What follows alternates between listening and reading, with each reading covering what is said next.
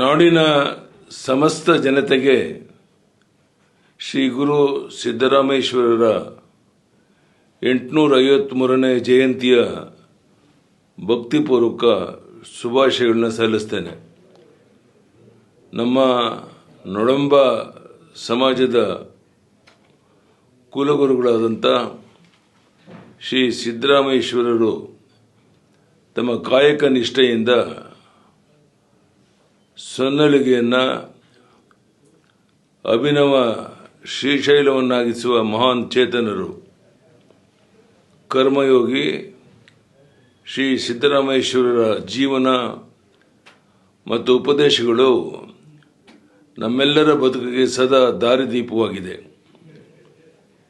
ಹೊಳಲ್ಕೆರೆಯಲ್ಲಿ ನಡೆಯುತ್ತಿರುವ ಈ ಭವ್ಯ ಜಯಂತಿ ಮಹೋತ್ಸವ ಸಮಾಜದಲ್ಲಿ ಶಾಂತಿ, ಸಮೃದ್ಧಿ ಮತ್ತು ಒಗ್ಗಟ್ಟನ್ನು ಹರಡಲಿ ಎಂದು ಆಶಿಸುತ್ತೇನೆ. ಈ ಕಾರ್ಯಕ್ರಮ ಯಶಸ್ವಿಯಾಗಿ ನೆರವೇರಲೆಂದು ಭಗವಂತನಲ್ಲಿ ಪ್ರಾರ್ಥಿಸುತ್ತೇನೆ.